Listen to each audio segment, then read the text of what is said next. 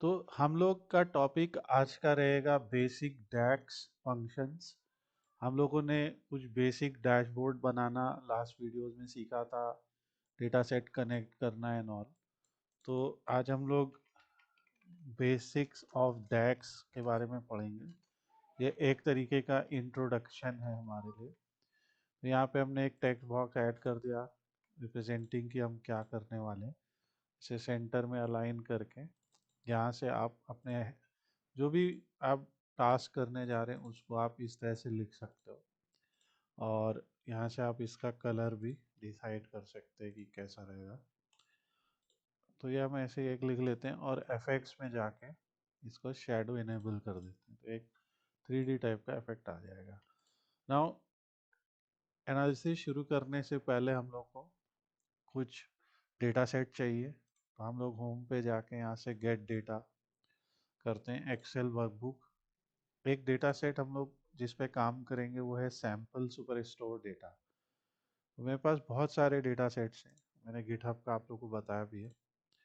तो उसमें एक ये डेटा सेट है जिसका नाम है सैम्पल सुपर स्टोर। इसके कई वर्जन से ये डेटा सेट हमें टैबलो के साथ में मिलता है। तो हम यहाँ से ये फाइल लोड कर लेते हैं, सैम्पल सुपर स्टोर 2024.xls। ये फाइल यहाँ पे लोड हो गई क्योंकि एक्सेल फाइल है, तो ये यहाँ पे लोड होके आ गई। इस फाइल में आप देख रहे हैं हमारे पास ऑर्डर्स है, पीपल है, रिटर्न्स है। और ये ऑर्डर्स है, पीपल टू, रिटर्न टू, ये उसी की बस कॉपी बनी। जो मेन तीन फाइल हैं वो हैं ऑर्डर, पीपल और रिटर्न्स। ये तीनों हम यहाँ पे लोड करेंगे और यहाँ से लोड कर सकते हैं। लेकिन लोड करने के पहले ये ऑर्डर टेबल देखिए। ऑर्डर टेबल के अंदर row ID, order ID, order date, ship date, ये सारे कॉलम्स हमें दिखाई दे रहे हैं। पर पीपल टेबल में हमें कॉलम वन कॉलम टू दिखाई दे रहा है, और रिटर्न्स टेबल में हमें सिर्फ कॉलम वन दिखाई दे रहा है। तो ये इसके हेडर मिसमैच है। ठीक है, अगर हेडर मिसमैच होता है तो हम ट्रांसफॉर्म डेटा पे चले जाते हैं, और ट्रांसफॉर्म डेटा के जाने के बाद हमारा पावर क्वेरी एडिटर ओपन हो जाता है पावर बीआई के अंदर। ये power query editor data transformation, you know, add conditional columns add करने के लिए, ग्रुप बाई करने के लिए, स्प्लिट करने के लिए, बेसिकली जो हम लोगों ने पांडास के थ्रू पढ़ा था, जैसे पिवट करना, रीशेप करना, ये सारी चीज़ आप यहाँ पे देख सकते हैं, जिसको हम लोग एक दिन पढ़ेंगे। तो आज हम लोग यहाँ पे एक डेटा को मतलब करेक्ट कर रहे हैं, जिसमें ये कॉलम वन लिख के आ रहा है, जबकि इसका नाम होना चाहिए था रिटर्न। यहाँ पीपल में रीजनल मैनेजर हेडर है, और ये सेडी पॉथोन उसका नाम है, उसकी जगह ऐसा आ रहा है। तो जब इस तरह कॉलम में मिसमैच आता है तो यहाँ पे क्लिक करिए और use first row as header कर दीजिए। अब देखिए ये सही हो गया, कॉलम का नाम बन गया रीजनल मैनेजर और रीजन बन गया वेस्ट, ईस्ट, सेंट्रल, साउथ। इसी तरह रिटर्न्स में ये आ रहा है, तो इसको भी use first row as header कर देंगे हम, यहाँ पे क्लिक करके ये आ गया। यहाँ बेसिकली क्या बताया जा रहा है कि ये ऑर्डर्स हैं जहाँ पे करीब 21 कॉलम्स हैं और 1000 के आसपास रोज हैं। टॉप 1000 रो दिखा रहा है ये हमें फिलहाल। तो यहाँ पे ऑर्डर आईडी दी गई है, जिसमें यूएसए और कनाडा से कुछ ऑर्डर्स आए हैं। ये उनकी ऑर्डर डेट है, ये उनकी शिपिंग डेट है, यहाँ शिपिंग मोड है, और इस तरीके से डेटा दिया हुआ है। फिर इसके बाद यहाँ पे पीपल है और रिटर्न्स है। ये सारा कुछ यहाँ जानकारी है, इसको हम क्लोज एंड अप्लाई कर देते हैं, तो ये हमारा डेटा लोड हो जाएगा बेसिकली। और ऑर्डर्स, पीपल और रिटर्न्स तीनों फाइलें हमारी लोड हो जाएंगी। तो ये इस तरीके से आएगा। अब यहाँ पे एक प्रॉब्लम ये होती है कि जैसे ये डेट है, तो डेट यहाँ पे एज अ होल नंबर आ गया है। ठीक है, ये डेट एक्चुअली में डेट होनी चाहिए थी जो एज अ होल नंबर आ गया। ये हम लोग आगे फिक्स करेंगे, इसको हम लोग आगे समझेंगे कैसे ये सब फिक्स करना है। ये सारी चीज़ें हम लोग पावर क्वेरी एडिटर के थ्रू करेंगे लेटर। ये ऑर्डर डेट है फिलहाल जो उनकी जो एज अ होल नंबर दी थी गई। अब बेसिक डैक समझने के लिए हम लोग को आज जो कॉलम्स पे फोकस करना है वो ये है। यहाँ पे सेल्स दी गई है, क्वांटिटी है, डिस्काउंट है, प्रॉफिट है। हर ऑर्डर में जो हर ऑर्डर की एक इंस्टेंस यहाँ पे दी हुई है। इंस्टेंस में इसलिए बोल रहा हूँ क्योंकि ये ऑर्डर आईडी में देखिए 3 बार वही ऑर्डर आईडी रिपीट हुई है, क्योंकि एक पर्सन ने 3 प्रोडक्ट भी ऑर्डर किए हो सकते हैं, 5 भी किए हो सकते हैं, जैसे यहाँ पे है, ये देखिए। तो ये ऑर्डर आईडी है। तो हम लोग कुछ बेसिक डैक्स फंक्शंस के थ्रू ये जानकारी निकाल सकते हैं कि बहुत सारे चीज़ें हो सकती हैं। अब ये डैक्स होता क्या है? तो डैक्स के बारे में हम लोग का पूरा एक ट्यूटोरियल है। डैक्स को कहते हैं डेटा एनालिसिस एक्सप्रेशंस। ये बेसिकली एक्सप्रेशंस हैं, या बेसिकली हम लोग एक सेट ऑफ फार्मूला या एक तरह का कोड कह सकते हैं, हम लिखेंगे एक तरह का प्रोग्रामिंग टाइप का, जिससे हम लोग कैलकुलेशंस कर सकते हैं, जिससे हम लोग डिफरेंट टाइप के पर्पस सॉल्व कर सकते हैं। तो पावर बीआई में, और ये डैक्स आपका एक्सेल में भी होता है, मतलब ये ऐसा नहीं है कि डैक्स सिर्फ पावर बीआई में होता है, एक्सेल में भी डैक्स होता है। तो एक्सेल के जो वर्जन्स होंगे उसमें भी आप जैसे जब पावर पिवट में जाओगे तो वहाँ पे आपको डैक्स नज़र आएगा, वो भी हम लोग आगे बात करेंगे। तो हम लोग अभी पावर बीआई स्पेसिफिक डैक्स की बात कर रहे हैं।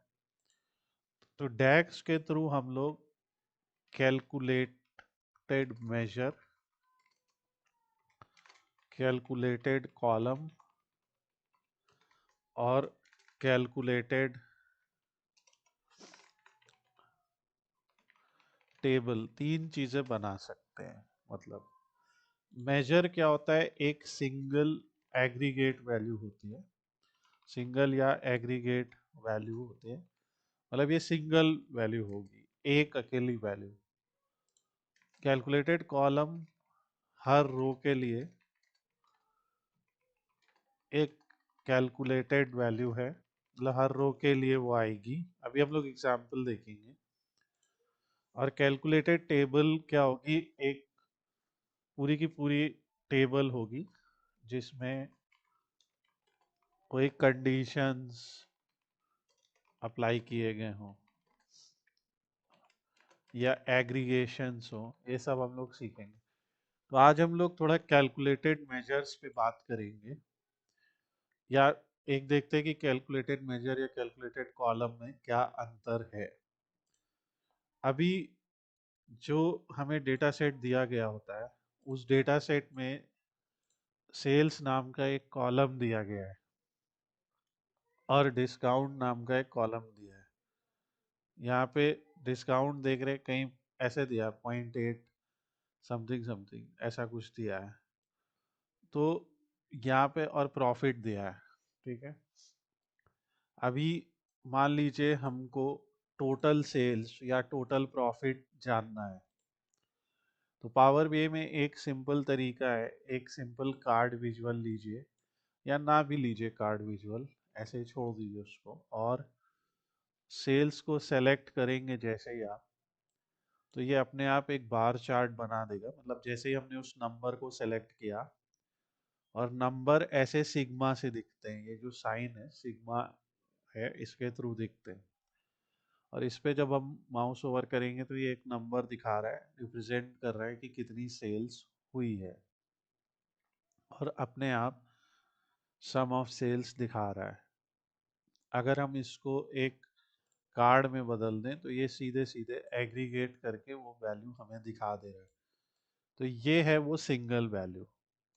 आप समझ रहे हैं इस बात को? ये वो सिंगल वैल्यू है, क्योंकि हम हर रो की सेल्स नहीं दिखा रहे हैं, हम यहाँ एक सिंगल आंसर दिखा रहे हैं कि टोटल सेल्स इतनी हुई। तो ये एक तरीके का वैल्यू है, मगर ये हमने किसी मेजर के थ्रू नहीं कैलकुलेट किया। पर यही सिंगल वैल्यू अगर हम ऐसा मेजर दिखाएं, तो मेजर को क्रिएट करने के दो तरीके हैं। या तो जैसे मुझे इस टेबल के अंदर मेजर बनाना है, तो राइट क्लिक करेंगे यहाँ पे टेबल के नाम के ऊपर और न्यू मेजर पे जाएंगे, और ये मेजर इक्वल टू एक फॉर्मूला है। तो ये आपका वो फॉर्मूला बार है जो ओपन होके आ जाएगा आपके सामने। और इस फॉर्मूला बार में आप यहाँ पे लिखेंगे कि आप अपने मेजर का नाम लिखेंगे। तो जैसे आपने लिख दिया टोटल सेल्स, ये आपकी मेजर का नाम हो गया टोटल सेल्स। और यहाँ पे आपने लिख दिया सम। तो जो हम पहला फॉर्मूला पढ़ रहे हैं वो है सम, और सम के बाद ऐसे ब्रैकेट लिखना होता है। तो मैं पहले एक बार वो फॉर्मूला लिख देता हूँ। तो ये फॉर्मूला देखिए कैसा होता है, सम लिखा आपने, फिर उसके बाद टेबल नेम ऐसे लिखे, और फिर स्क्वायर ब्रैकेट में कॉलम नेम, कि किस कॉलम को आप पूरा सम करना चाहते हैं, क्योंकि आपने देखिए ब्रैकेट में लिखा है। तो इस तरीके से यहाँ पे ये आएगा। टेबल नेम हमारे केस में जैसे हमारे पास तीन टेबल हैं, ऑर्डर, पीपल और रिटर्न्स। ऑर्डर में जानकारी कितने ऑर्डर हुए, पीपल टेबल में जानकारी है कि कौन कौन पर्सन जो है वो किस रीजन का मैनेजर है, और रिटर्न टेबल में ये जानकारी है कि किस दिन कौन सा ऑर्डर रिटर्न हुआ, रिटर्न यस या नो ऐसे दिया हुआ। तो अब यहाँ पे कुछ तो गड़बड़ है, वो हम लोग फिक्स करेंगे, मगर यहाँ ऑर्डर अभी आज हमें सिर्फ ऑर्डर से मतलब है। तो ये ऑर्डर टेबल में हम क्या करेंगे, राइट क्लिक करेंगे, हमें उस टेबल में एक मेजर चाहिए। ऑल्दो ये याद रखिएगा मेजर हम कहीं भी बना सकते हैं और वो काम करेगा। तो हम अभी इस टेबल में एक मेजर बना ले रहे हैं, और इसका नाम वही हम रख रहे हैं टोटल सेल्स,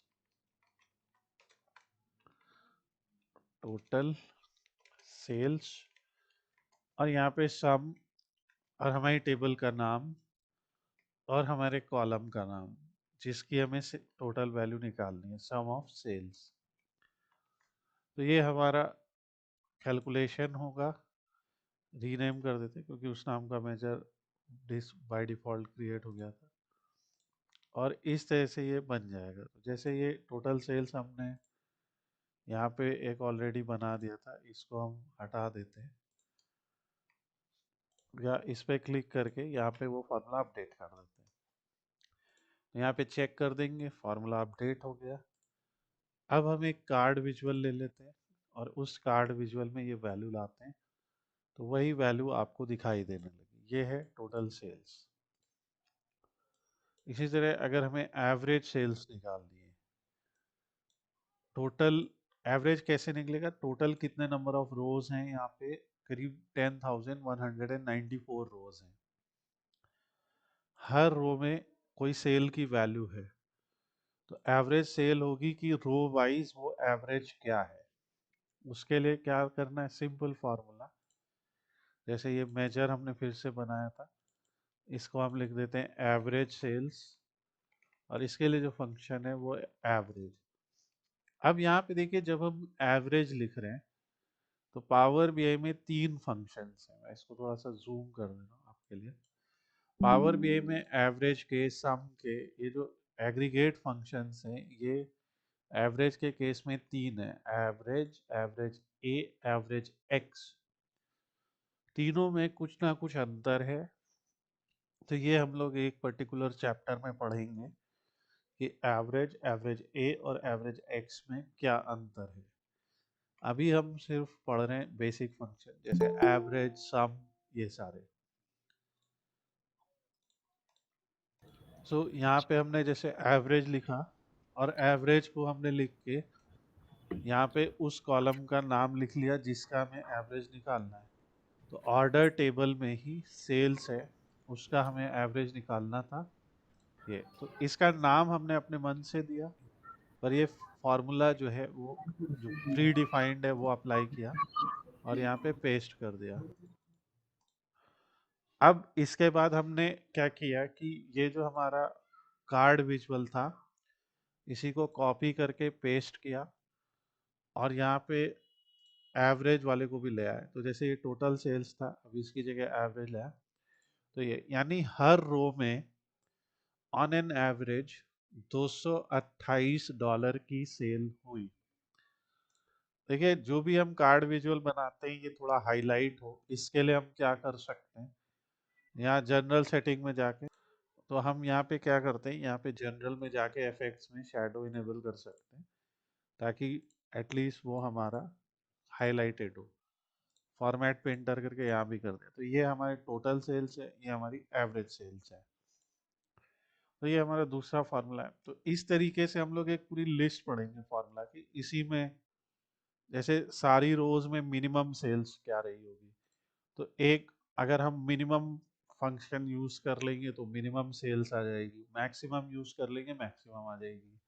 ये है standard deviation of sales use कर लेंगे, स्टैंडर्ड डेविएशन ऑफ सेल्स आ जाएगी। तो ये हमारे बेसिक फंक्शंस हैं, एवरेज, मिनिमम, एटसेट्रा। तो आप लोग ट्राई कीजिएगा ये सारे। और अगर हम नहीं भी यूज करना चाहते हैं तो हम क्या कर सकते हैं, यहाँ से सेल्स को सीधे ऐड करें और यहाँ से minimum, maximum, variance, median, standard deviation, ये सारा हम दिखा सकते हैं। तो ये जैसे स्टैंडर्ड डेविएशन ऑफ सेल्स, तो ये इस तरीके से आपका आएगा। तो ये हमने दो फंक्शन पढ़े, दो तीन फंक्शन पढ़े बेसिक। अब जैसे एक और फंक्शन हम लोग पढ़ते हैं, उस फंक्शन का नाम है काउंट। अब ये सवाल जब आप केपीआईज बनाते हैं, जैसे ये केपीआईज होती हैं, केपीआई का मतलब होता है की परफॉर्मेंस इंडिकेटर्स, ठीक है, इसको हम लोग शॉर्ट में केपीआईज बोलते हैं। की परफॉर्मेंस मतलब जैसे सेल्स परफॉर्मेंस या प्रॉफिट परफॉर्मेंस या कंपनी की परफॉर्मेंस को किन इंडिकेटर्स के द्वारा या किन फीचर्स के द्वारा जो है आप नाप सकते हैं, केपीआईज। तो एक हम और यहाँ से कॉपी पेस्ट करते हैं। तो एक सबसे इम्पोर्टेंट फीचर कई बार ये होता है कि कितने ऑर्डर आए। तो अब यहाँ पे हम लोग दो तीन फंक्शंस पढ़ते हैं जो आज के आपके लेसन्स होंगे। तो पहला फंक्शन जो हम लोग पढ़ते हैं इस चीज को निकालने में कि कितने ऑर्डर्स आए, वह है काउंट। कितने मतलब काउंट। तो यहाँ से हम न्यू मेजर बनाते हैं, इसको हम कहते हैं काउंट ऑफ आईडीज। अभी मैं काउंट ऑफ आईडीज लिख रहा हूँ या काउंट ऑफ ऑर्डर्स लिख रहा हूँ। तो हमारा फंक्शन है काउंट और ये फॉर्मूला पूछ रहा है कि कॉलम नेम बताइए जिसको काउंट करना है। तो यहाँ से अगर हम ऑर्डर आईडी को सेलेक्ट करते हैं तो ये बेसिकली क्या करेगा कि कितनी आईडीज हैं। ये हमारा डेटा सेट है, इसमें ऑर्डर आईडी है। ये काउंट ऑफ ऑर्डर्स क्या करेगा, ये सीधे सीधे काउंट करेगा कि आपके पास कितनी ऑर्डर आईडीज हैं। अगर आप ध्यान से देखें यहाँ नीचे लिखा हुआ है 10,194, यानी 10,194 रोज है यहाँ पे। तो ये अगर हम यहाँ पे ऐड करते हैं काउंट ऑफ ऑर्डर्स, तो ये ऐसे दिखाता है वैल्यू को 10K। यहाँ पे ये दिखा रहा है 2.33M। तो ये जो सिंबल्स ऐड कर रहा है या जो लेटर्स ऐड कर रहा है के या एम, एम मतलब मिलियन, के मतलब 1000। तो यहाँ पे क्या होता है कि ये एक विजुअल है, ये पूरा एक विजुअल है, ये उसका फॉर्मेट योर विजुअल है, यानी इसकी स्टाइलिंग और फॉर्मेट है। फॉर्मेट मतलब जैसे कोई नंबर है तो वो नंबर कैसा दिखेगा, उसका फॉर्मेट है। तो ये कॉल आउट वैल्यू है और ये कह रहे उसकी यूनिट ऑटोमेटिकली डिसाइड की जाए, या आप थाउजेंड में दिखाओ या बिलियन में दिखाओ या ट्रिलियन में दिखाओ। अगर हम नन लिख देते तो ये हमें एग्जैक्ट वो नंबर दिखाता है कि एग्जैक्ट वो नंबर कितना है। तो अब मेन बात हम लोग जो चीज पढ़ रहे हैं वो है डिफरेंस बिटवीन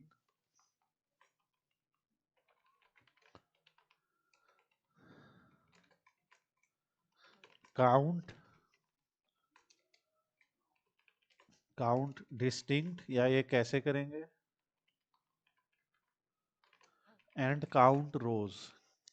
ये तीन फंक्शंस हैं, तीनों को देखते हैं। तो जब हमने सिर्फ काउंट लिखा तो काउंट क्या करेगा, सीधे सीधे कितने ऑर्डर आईडीज हैं उसे, मतलब कितनी बार ऑर्डर आईडी आया है, उसे वैल्यू से मतलब नहीं है, कितनी बार ऑर्डर आईडी कॉलम में वैल्यू आई है वो निकाल के दिखा देगा। तो अगर हमारे पास 10,194 रोज हैं तो बेसिकली उतना ही डेटा दिखाएगा। इसी तरह हम एक और मेजर बनाते हैं और इसका नाम रखते हैं नंबर ऑफ रोज। मैं शॉर्ट में लिख देता हूँ नंबर ऑफ रोज, नाम रोज। इसके लिए एक फंक्शन है जिसका नाम है काउंट रोज। कई बार क्या होता है कि डेटा सेट में हमें आईडी वाला कॉलम नहीं दिया होता है, तो उस केस में ये याद आएगा, तो आप नोट कहीं पे बना लीजिए कि अगर किसी केस में हमें आईडी कॉलम नहीं दिया होता है तो हम लोग, और हमें फिर भी नंबर ऑफ रोज काउंट करनी है, तो हम तब ये यूज करते हैं काउंट रोज। काउंट रोज सिंपली क्या रिटर्न करेगा कि इसमें अगर हम एक टेबल का नाम देंगे तो ये उसका हमें नंबर ऑफ रोज रिटर्न करेगा। यहाँ पे एक इंपॉर्टेंट चीज हुई है, यहाँ पे आप देखिएगा, जब हम काउंट रोज फंक्शन की बात कर रहे हैं, बहुत ध्यान से देखिएगा सब लोग, जब यहाँ पे हमारे पास हिंट आ रहा है पावर बीआई के द्वारा काउंट रोज का, तो यहाँ पे वो फॉर्मूला में हमें बता रहे हैं कि यहाँ पे आप टेबल दीजिएगा, यहाँ पे टेबल का नाम लिखिएगा। यहाँ फॉर्मूला में क्या कहा जा रहा है, टेबल का नाम लिखिएगा। हम लोग इसको एक पेंट ब्रश में भी ऐसे ही सेव कर लेते हैं ताकि हमें याद रहे कि ये हमें क्या कहने की कोशिश कर रहे हैं। ये हमें कह रहे हैं कि भैया यहाँ पे टेबल रखिए। तो अभी हम चलिए टेबल का नाम रख देते हैं। हम कह रहे हैं ये जो ऑर्डर्स नाम की टेबल है इसमें कितनी रोज हैं। तो अगर हम इसको फिर से पेस्ट करते हैं और इस बार यहाँ पे नाम रोज वाला जो कॉलम हमने निकाला है वो ले आते हैं, तो फिर वही आंसर आएगा 10,194, 10,194। ये दोनों सेम आ रहा है क्योंकि चाहे आप नंबर ऑफ आईडीज काउंट कर लीजिए, यहाँ पे हमने क्या किया, number of order ID count किया है, यहाँ पे number of order ID count किया है, यहाँ पे हम लोगों ने नंबर ऑफ रोज काउंट किया, दोनों का सेम वैल्यू क्योंकि ये एक ही बात है। ठीक है, तो इससे हमें ज़्यादा टेंशन नहीं लेनी है। हम इस तरह से और गैप बना लेते हैं कि हम ज़्यादा से ज़्यादा केपीआई यहाँ पे फिट कर सकें। अब एक इम्पॉर्टेंट बात यह है कि जब हमने ये फंक्शन लिखा था एवरेज सेल्स, तब जब हमने एवरेज का यहाँ पे लिखा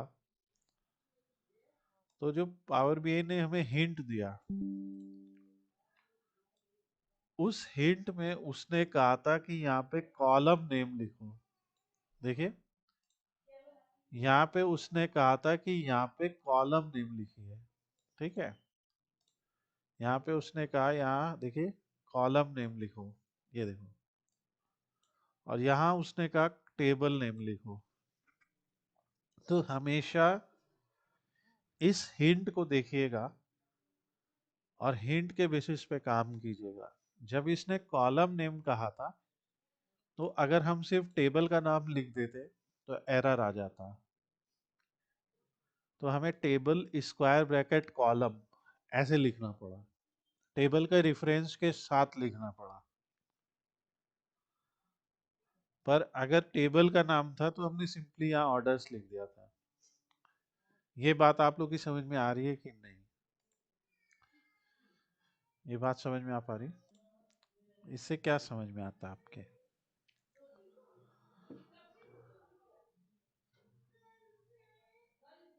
आइडिया सिंपली ये है कि ये हमेशा चेक करना होगा कि वो पर्टिकुलर फंक्शन क्या और किस टाइप का आर्गुमेंट मांग रहा है, और उस बेसिस पे हमें वर्क करना है। अब इसी तरीके से हमारा एक अगला फंक्शन है, और वो अगला फंक्शन हमारा रहेगा about distinct number of something. तो काउंट में ही हम बात करेंगे डिस्टिंक्ट काउंट की। तो यहाँ से जैसे हम न्यू मेजर लेते हैं और यहाँ पे हम सीधे लिखते हैं यूनिक नंबर ऑफ ऑर्डर्स या डिस्टिंक्ट ऑर्डर्स। तो यूनिक नंबर ऑफ ऑर्डर्स ऐसे हमने लिखा, और इसके लिए हम जो फंक्शन लिखेंगे वो है, जैसे हमने लिखा काउंट डिस्टिंक्ट, तो यहाँ पे नहीं आ रहा, जबकि एसक्यूएल में हमने पढ़ा था काउंट डिस्टिंक्ट। ऐसे एक तरीका होता है जिसके थ्रू हम डिस्टिंक्ट काउंट निकाल सकते हैं, माई एसक्यूएल में होता है। तो इसके लिए हम लोग सीधे लिखेंगे डिस्टिंक्ट काउंट। यहाँ पे इन्होंने उसका नाम ऐसे दिया हुआ है। अब डिस्टिंक्ट काउंट भी हमसे कॉलम मांग रहा है, टेबल नहीं मांग रहा है।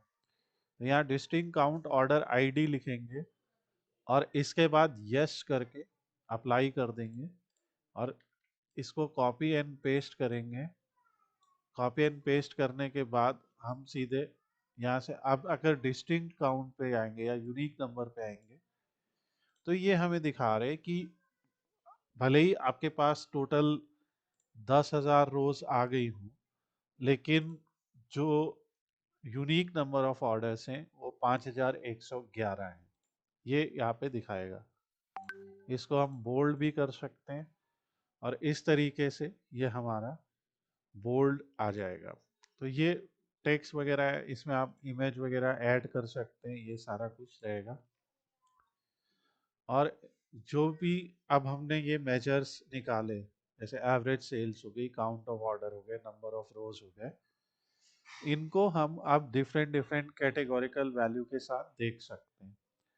जैसे हमने लिखा कैटेगरी वाइज टोटल सेल्स, तो ये एक टैबुलर डेटा हमें दे देंगे, और वो टैबुलर डेटा हम लोग, ये जैसे टेबल है, इसको हम लोग इसमें भी बदल सकते हैं।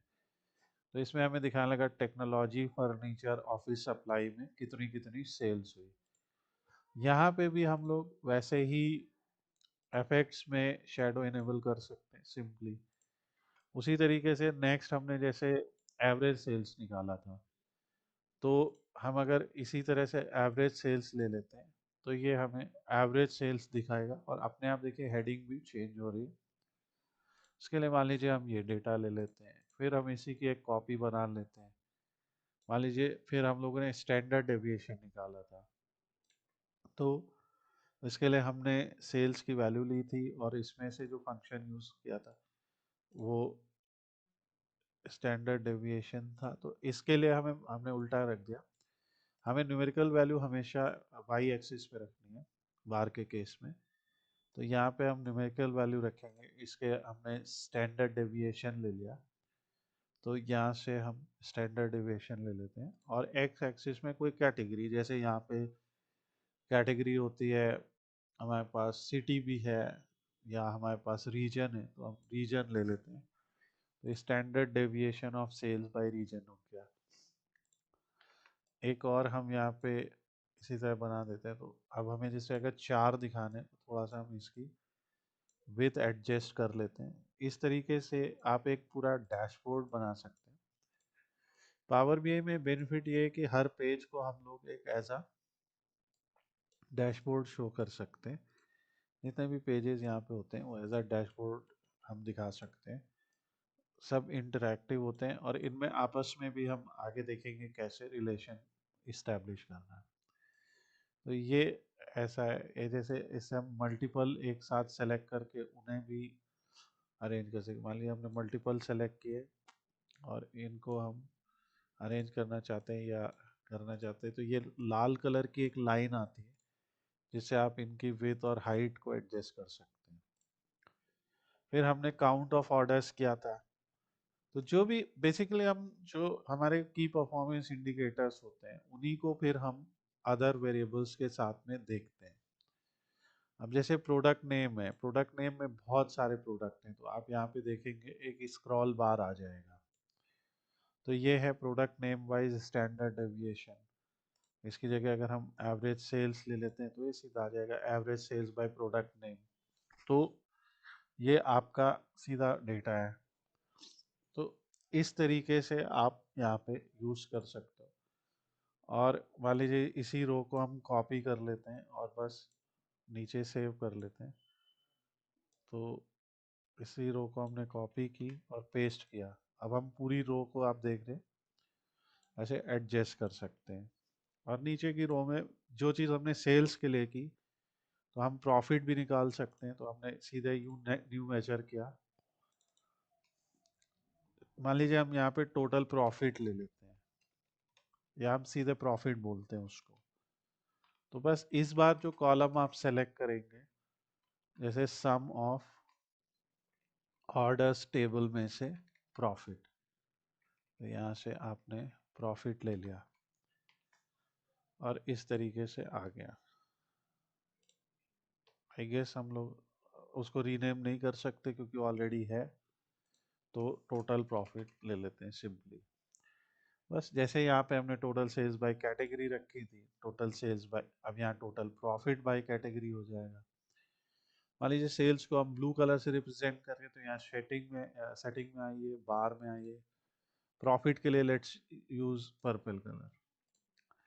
Hair we were using average sales, तो एवरेज सेल्स की जगह पे हम मान लीजिए एवरेज प्रॉफिट ले लेते हैं। तो आप डायरेक्ट भी इसको ड्रैग करके यहाँ से चेंज कर सकते हैं। तो जैसे हमने एवरेज प्रॉफिट ले लिया, कलर हमें चेंज करना है यहाँ से।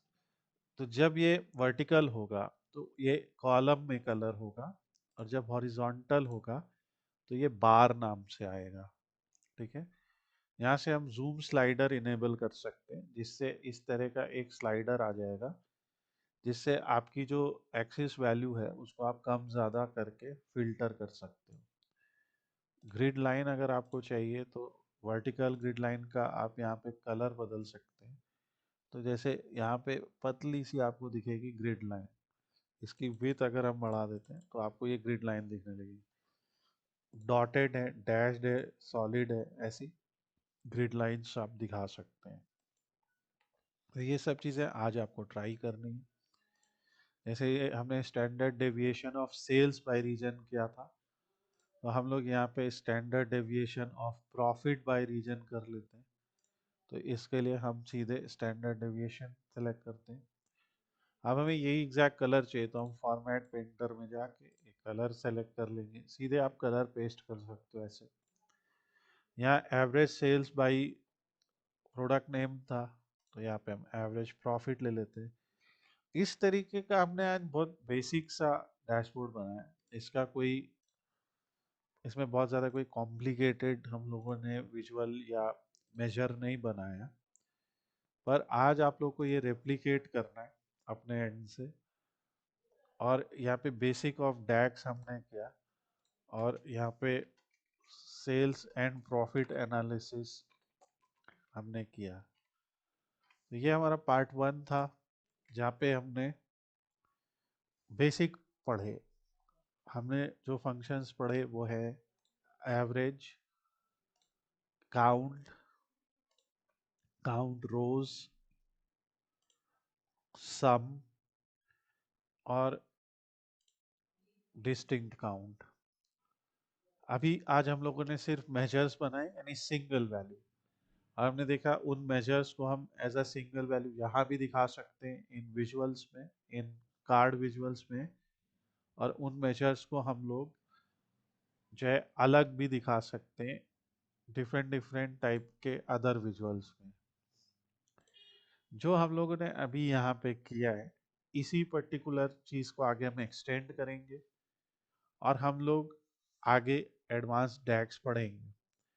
हम लोग नेक्स्ट चैप्टर में जो डैक्स पढ़ेंगे उसमें कैलकुलेट फंक्शन है, जिसमें हम सीखेंगे फिल्टर्स कैसे अप्लाई करने हैं। हम लोग टॉप एन फंक्शन, फिर सम एक्स में क्या अंतर है, एवरेज एवरेज एक्स में क्या अंतर है, इस टाइप के एग्जाम्पल देखेंगे। फिर कैलकुलेटेड कॉलम बनाने के लिए स्विच फंक्शन का यूज, कैलकुलेटेड कॉलम बनाने के लिए इफ फंक्शन का यूज, ऐसे बेसिक बेसिक चीजें हम लोग सीखते रहेंगे और ये आज आप लोग को प्रैक्टिस करना है।